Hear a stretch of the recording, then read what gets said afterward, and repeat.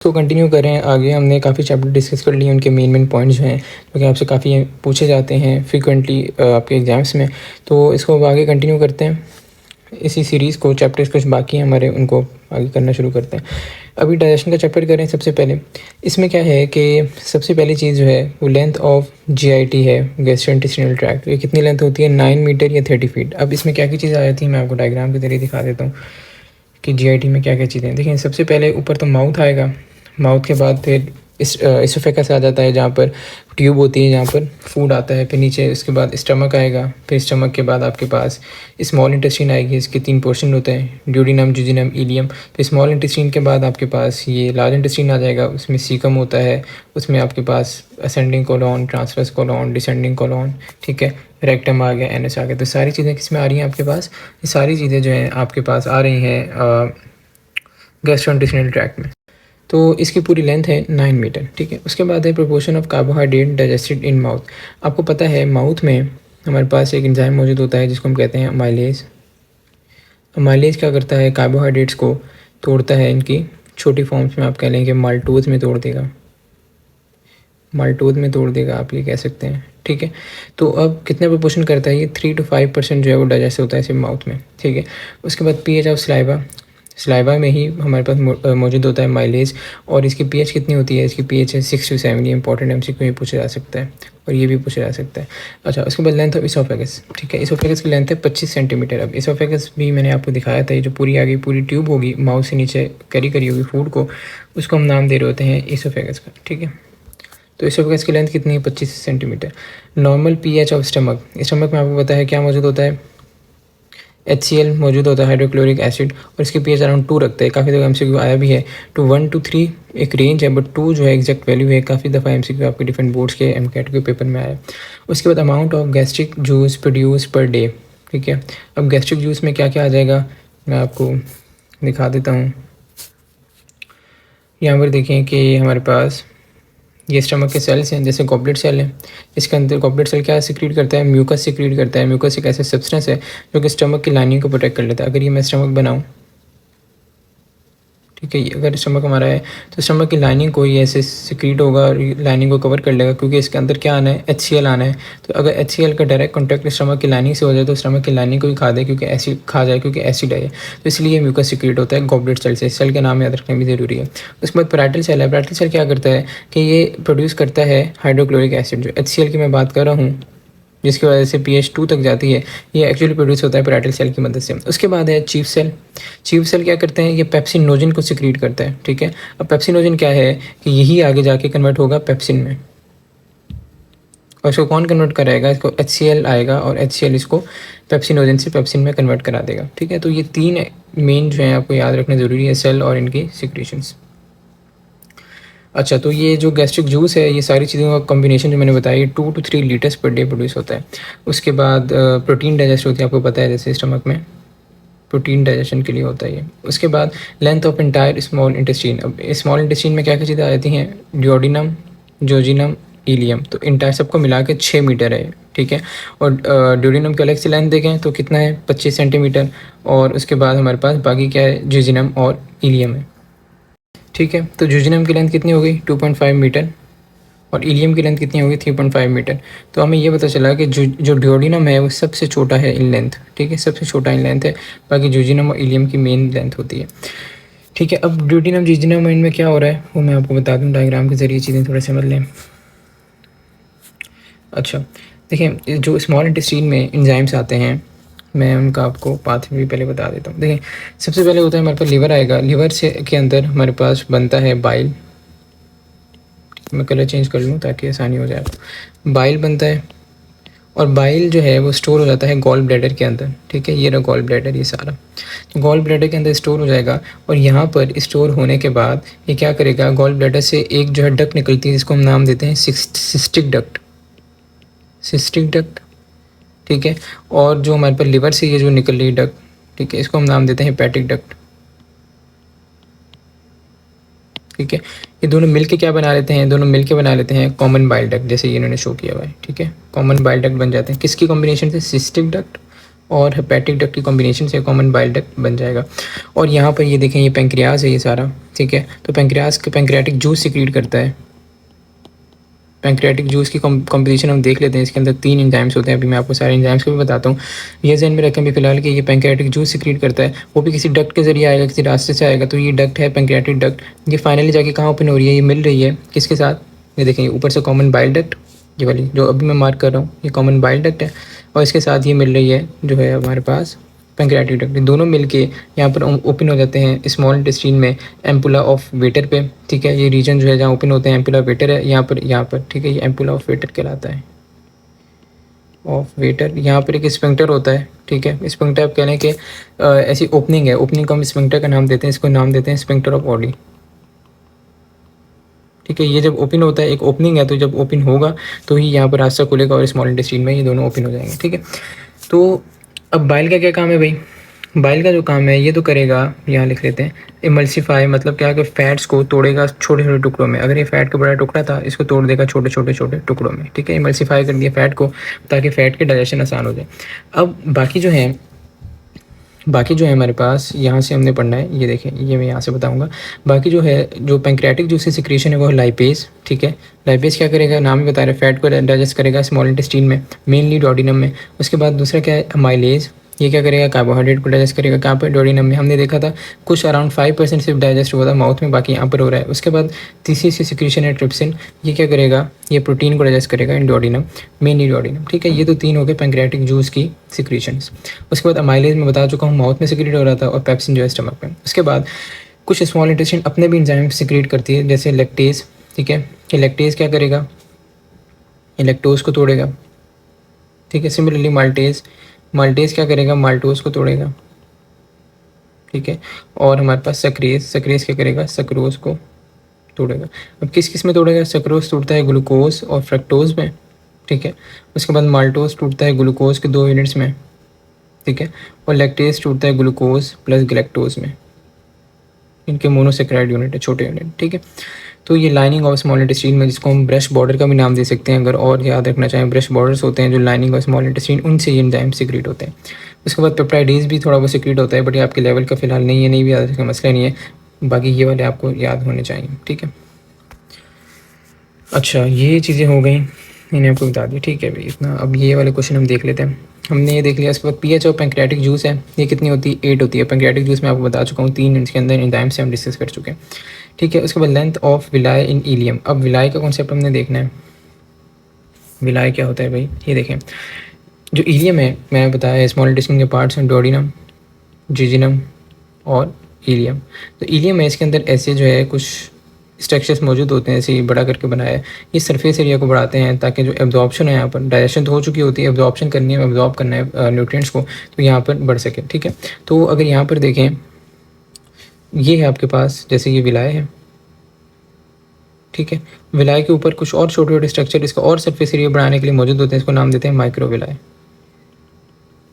ठीक है।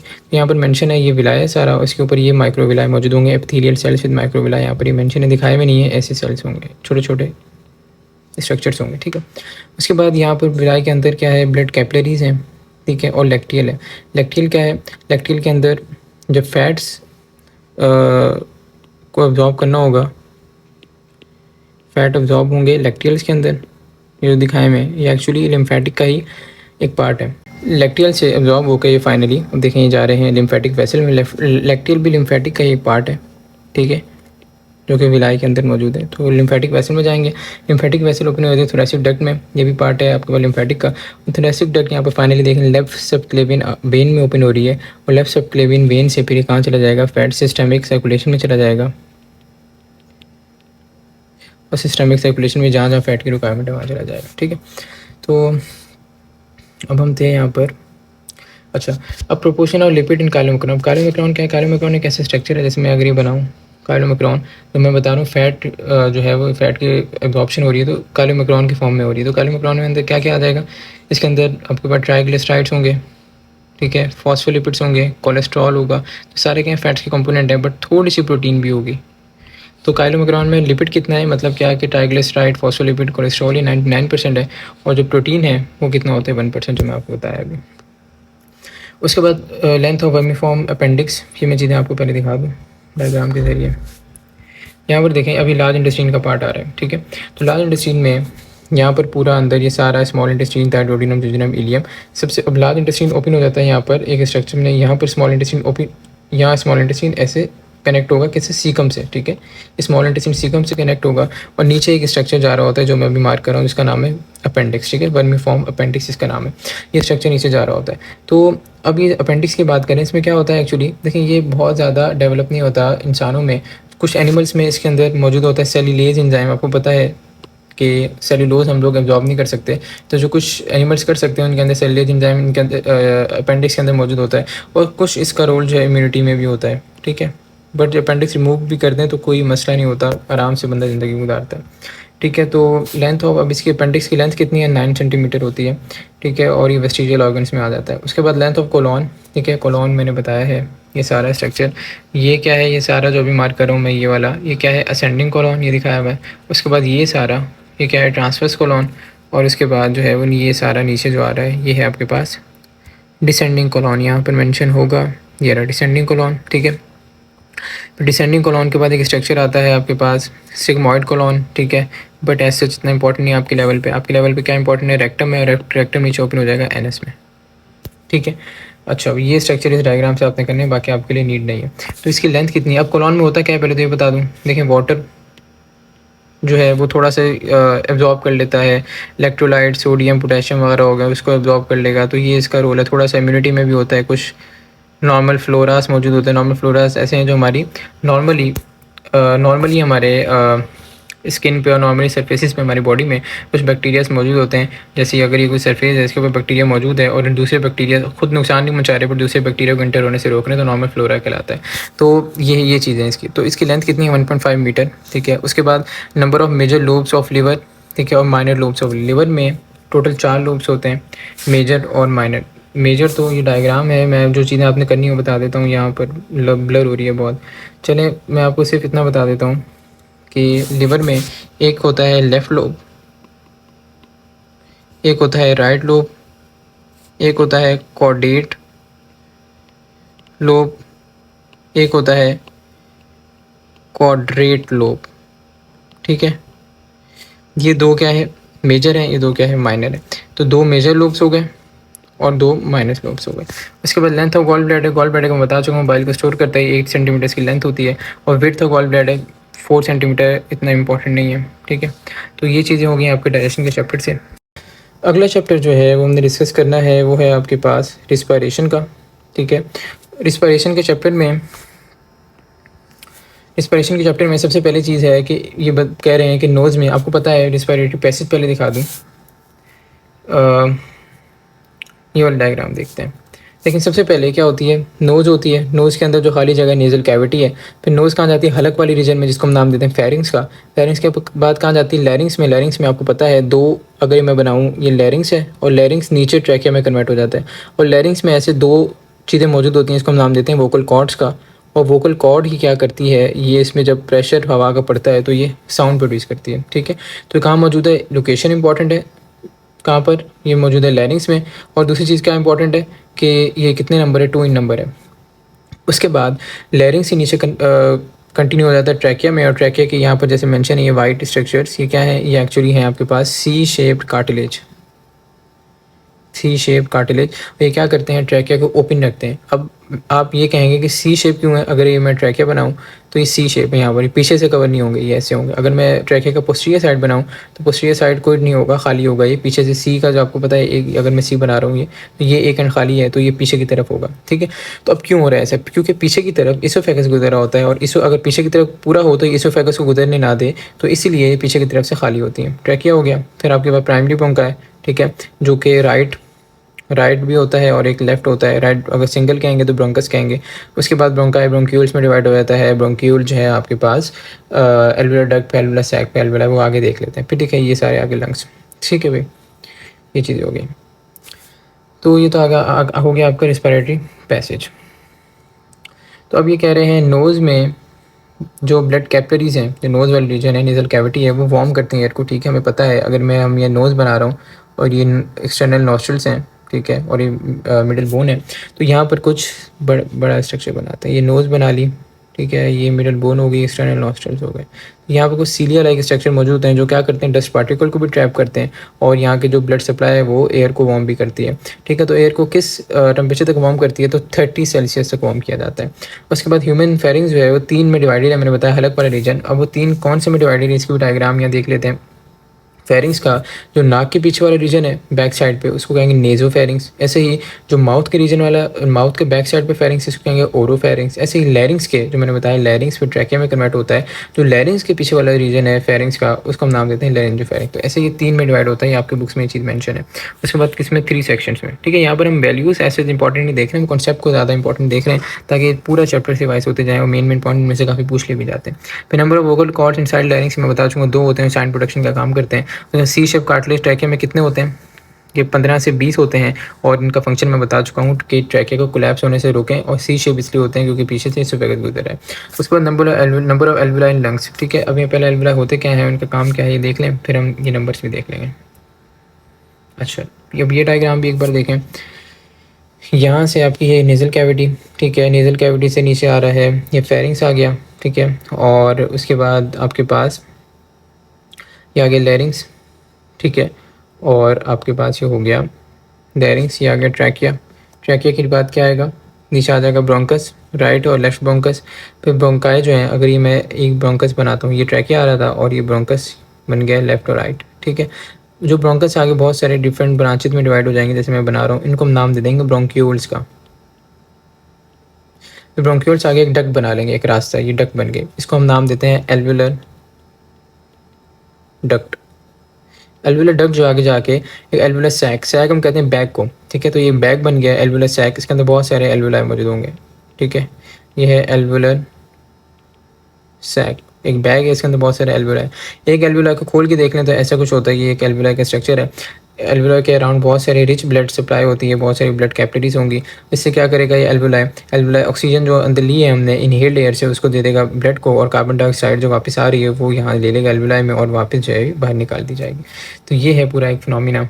अब देख लेते हैं कि नंबर ऑफ़ एल्वुलाई कितने होते हैं लंग्स में, ओवर 7 मिलियन। तो एक लंग्स में अराउंड 350 मिलियन के होते हैं, क्योंकि 2 लंग्स हैं तो टोटल ये नंबर आ जाएगा। Thickness of each alveoli 0.1 micrometre होती है। उसके बाद number of lobes in lungs, अब ये देख लेते हैं लोब्स कितने होते हैं लंग्स में, ये चीज़ भी आपसे पूछ ली जाती है, इंपॉर्टेंट है। ये है आपके पास राइट लंग, ये है आपके पास लेफ्ट लंग। ठीक है, तो लंग्स में कुछ लाइंस मौजूद हैं, इसको फिशर का नाम दे रहे हैं। तो ये जो राइट लंग में 2 फिशर हैं, एक हॉरिजॉन्टल फिशर और एक oblique fissure. Similarly left lung में सिर्फ ऑब्लिक फिशर है। ठीक है, तो अब ये एक लाइन है, ये दूसरी लाइन है फिशर है, तो इस 2 लाइन्स की वजह से 3 हमारे पास कंपार्टमेंट बन गए राइट लंग में, एक सुपीरियर लोब, एक मिडल लोब, एक इन्फीरियर लोब। नाम याद रखना मुश्किल नहीं है। सिमिलरली जो ऑब्लिक फिशर है सिर्फ एक है, तो इसकी वजह से 2 कंपार्टमेंट बनेंगे, एक सुपीरियर लोब और एक इन्फीरियर लोब। आसान है। तो अब यही बस यहाँ पे चीज़ मेंशन है, जो हमारे पास राइट लंग में कितने लोब्स होते हैं 3, ठीक है, और लेफ्ट लंग में कितने हैं 2। आसान है। The average tidal volume. अच्छा, मैं आप सारी वैल्यूज़ ना आपको बता दूँ, ये काफ़ी दफ़ा हर एग्ज़ाम में एक सवाल तो इसका आया वही होता है।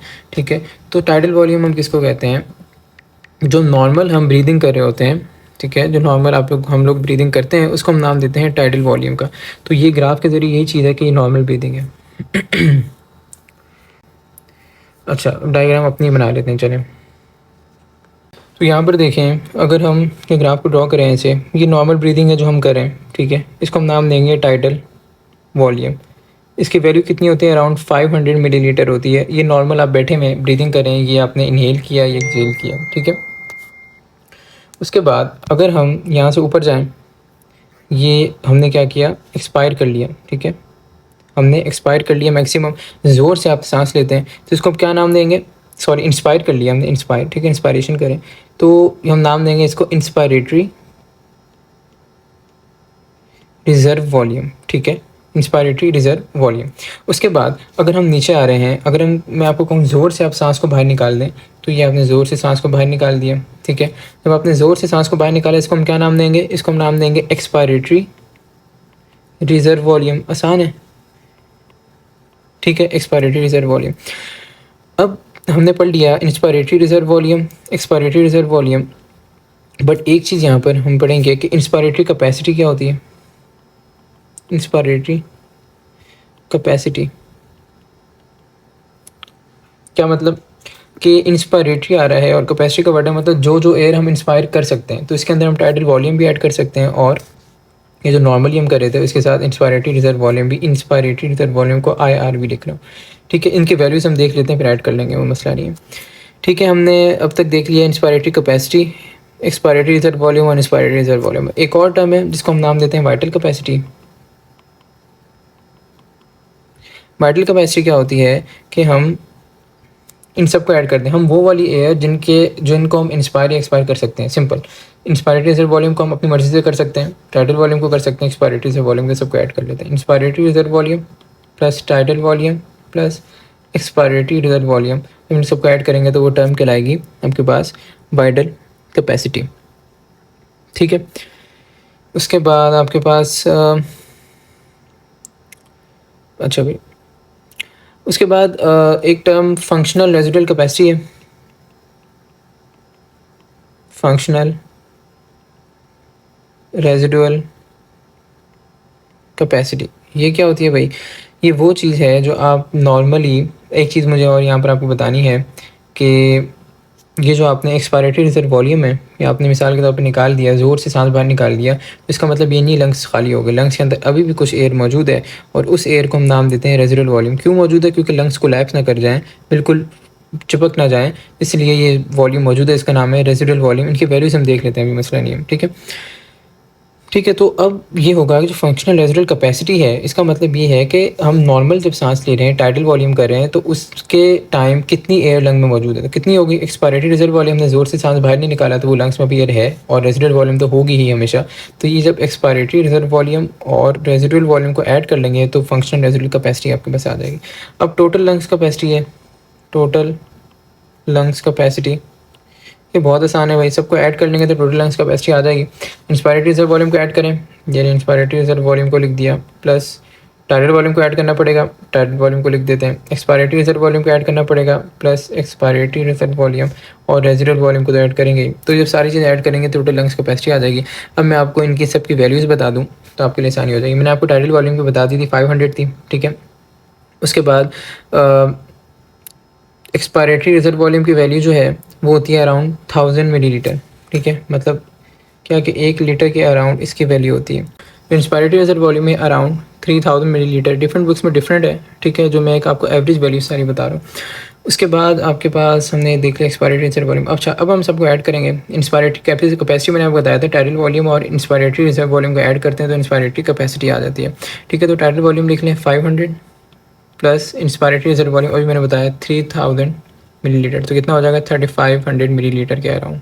ठीक है, उसके बाद वाइटल कैपेसिटी क्या है? वाइटल कैपेसिटी जो है, या आप जब inspiratory reserve volume, tidal volume और एक्सपायरेटरी रिजर्व वॉल्यूम को ऐड करें, मतलब वो वाली एयर जिनके साथ हम खेल सकते हैं, जिनको हम इनहेल या एक्सहेल कर सकते हैं, तो सिंपल है, इसको हम ऐड कर लें। इंस्पायरेटरी रिजर्व वॉल्यूम कितना मैंने बताया? 3000, टाइटल वॉल्यूम मैंने बताया 500 और एक्सपायरेटरी रिजर्व वॉल्यूम मैंने बताया 1000। कितना हो जाएगा? ये हो गया 4500 मिलीलीटर। ठीक है, इसके बाद फंक्शनल रेजिडुअल कैपेसिटी, ये वो है जो कि हम नॉर्मल सांस ले रहे हैं उस टाइम पे लंग्स में कितनी एयर मौजूद है। तो एक्सपायरेटरी रिजर्व वॉल्यूम और रेजिडुअल वॉल्यूम को ऐड करते हैं, तो एक्सपायरेटरी रिजर्व वॉल्यूम कितना है? ये आपके पास है 1000 और रेजिडुअल वॉल्यूम जो है ये अराउंड 1200 है। तो कितना हो जाएगा? ये हो जाएगा अराउंड 2200 मिलीलीटर। ठीक है, उसके बाद टोटल लंग्स कैपेसिटी ऐड कर लें। इंस्पायरेटरी रिजर्व वॉल्यूम कितना मैंने बताया? 3000, लिख देते हैं 3000। टाइटल वॉल्यूम मैंने कितना बताया? 500, लिख देते हैं 500। एक्सपायरेटरी रिजर्व वॉल्यूम मैंने कितना बताया? 1000, लिख देते हैं 1000। उसके बाद रेजिडुअल वॉल्यूम मैंने कितना बताया? 1200, तो लिख देते हैं 1200। तो कितना हो जाएगा? 3500, 3500 और 4500 और ये 5700 के अराउंड ये वैल्यू जा रही है। ठीक है, एग्जैक्ट जो है ये अराउंड 6 लीटर होता है, मतलब 6000 मिलीलीटर। थोड़ी सी वैल्यूज़ हैं ये वेरी करी होंगी बिल्कुल आपकी बुक से, बट मैंने ये थोड़ा सा इसको आप कह लें कि राउंड ऑफ करके वैल्यूज़ लिखी ताकि आसानी हो जाए। तो ये वैल्यूज़ हैं, बाकी अगर एग्जैक्ट मेंशन करना चाहें तो हर बुक में थोड़ा थोड़ा फ़र्क ज़रूर होगा, तो वो मेंशन कर लें। और एडल्ट, हर एज में भी, एडल्ट में थोड़ी अलग होती है, बच्चों में थोड़ी अलग, उसमें भी फ़र्क होता है। ठीक है, खैर, द एवरेज टाइडल वॉल्यूम कितना है? 5000 मिलीलीटर, 500 मिलीलीटर है। इंस्पायरेटरी रिजर्व वॉल्यूम मैंने बताया था कि ज़ोर से अब सांस लें कितना हो सकता है? 3000 मिलीलीटर। टोटल लंग्स कैपेसिटी कितनी है? हमने कैलकुलेट की तो 700 आ रही है, बट मैंने बताया कि 6000 मिलीलीटर तक जा सकती है। बाकी वैल्यूज़ भी हम डिस्कस कर चुके हैं। उसके बाद proportion of oxygen Nitrox. Nitrox है, जब स्कूबा डाइविंग करते हैं तो एक गैस को यूज़ करते हैं नाइट्रॉक्स, तो उसमें ऑक्सीजन जो है, नाइट्रॉक्स की कॉम्पोजिशन क्या है, नाइट्रोजन और ऑक्सीजन होती है। तो इसके अंदर ऑक्सीजन 35% होती है और जो नाइट्रोजन है 65% होती है। ठीक है। उसके बाद proportion of oxygen transported by RBCs as oxyhaemoglobin. देखिए ब्लड के कुछ कंपोनेंट्स हैं, क्या कि ब्लड में आरबीसी भी आ जाएगा, ब्लड में वाइट ब्लड सेल्स भी आ जाएंगे, ब्लड में प्लेटलेट्स भी आ जाएंगे, ब्लड में प्लाज्मा भी आ जाएगा। ठीक है। तो कुछ ऑक्सीजन जो है वो ट्रांसपोर्ट होती है थ्रू प्लाज्मा, मतलब वाटरी कंपोनेंट जो ब्लड का है उसके ज़रिए कुछ जो है वो ट्रांसपोर्ट हो जाती है ऑक्सीजन। बट मेजॉरिटी ऑक्सीजन कितनी होगी, मेजॉरिटी ऑक्सीजन जो है वो ट्रांसपोर्ट होगी आपके पास हीमोग्लोबिन के ज़रिए। यहाँ पर मेंशन है जो proportion oxygen transported, oxy haemoglobin मतलब हीमोग्लोबिन से बाइंड हो गया। हीमोग्लोबिन ऐसा पिगमेंट है जो कि हमारे रेड ब्लड सेल में मौजूद है। 97% उससे बाइंड होकर 97% ऑक्सीजन उससे बाइंड होकर ट्रांसपोर्ट होती है और 3% ऑक्सीजन से प्लाज्मा में जो वाटरी कंपोनेंट ऑफ ब्लड है उसके अंदर जाती है। ठीक है। अब maximum oxygen carrying capacity of arterial blood at 100 millimetre of mercury partial pressure of oxygen. ठीक है। तो जब 100 मिलीमीटर ऑफ मर्करी, जो कि यूजली ज़्यादातर नहीं होता, ठीक है, यूजुअली हमें जो पार्शियल प्रेशर ऑक्सीजन है थोड़ा सा इससे 100 से कम मिल रहा होता है, 95 96 तक होता है, बट हो भी सकता है, ठीक है, बहुत ही प्रॉपर कंडीशंस में। तो उसमें जो जो 100 ml ऑफ ब्लड में 20 ml ऑफ ऑक्सीजन बाइंड हो सकती है। ठीक है। जब 100% आरबीसी और ब्लड जो है सेचुरेट हो जाए ऑक्सीजन के साथ, तो 20 ml, अगर 100 ml ब्लड लिया, एक कंटेनर है इसके अंदर 100 ml ब्लड है, ठीक है, इसके अंदर 20 ml मैक्सिमम ऑक्सीजन एब्जॉर्ब हो सकती है। ठीक है। तो ये चीज़ है। उसके बाद oxygen release to tissues by each 100 ml of blood. अब हर 100 ml ऑफ ब्लड में मैंने बताया 20 ml ऑफ ऑक्सीजन बाइंड हो सकती है।